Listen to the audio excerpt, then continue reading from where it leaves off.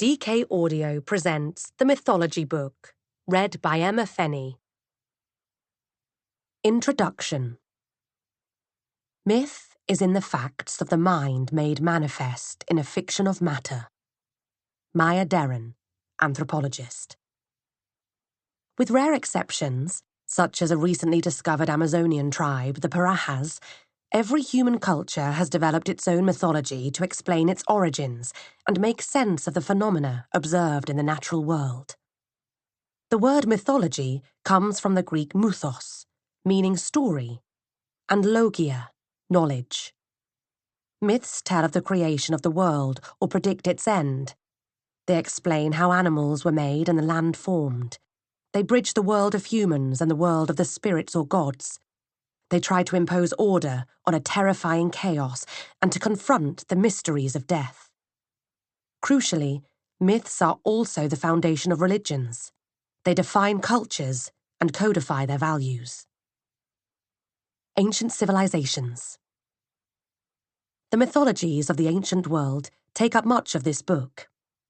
In ancient Mesopotamia, in the crucible of civilization of the 4th millennium BCE, when humankind first learned to live in cities, the Sumerians developed the first recorded pantheon of deities.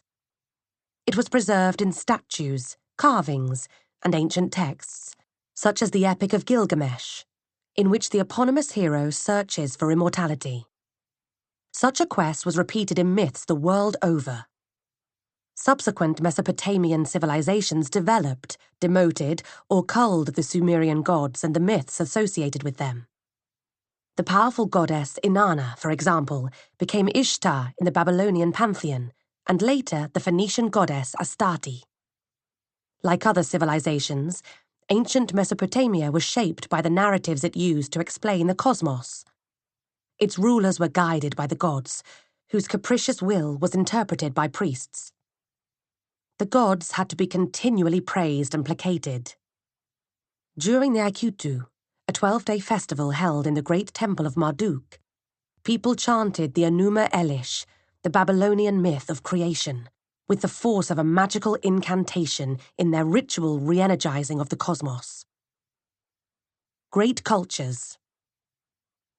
Myths had a great influence on the societal fabric of history's greatest civilizations.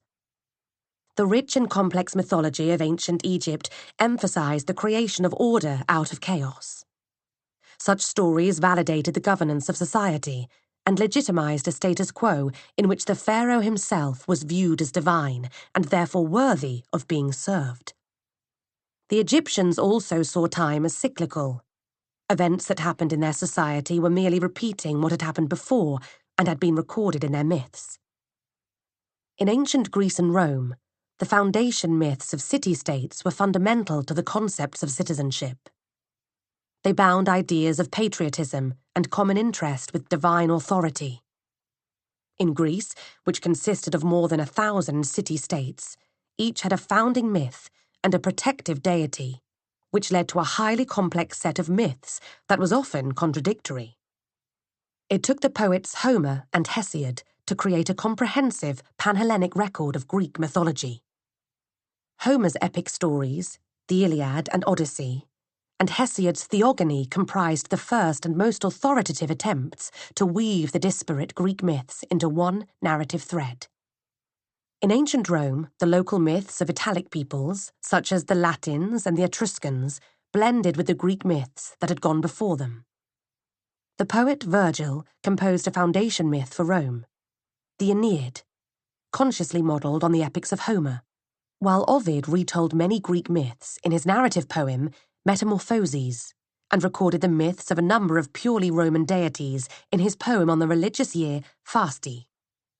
The Romans enriched the mix by adding deities from Phrygia, such as the great mother Cybele, Egypt, the goddess Isis, and Syria, Elegabal, or Sol Invictus, briefly the chief god of Rome. Preserving myths.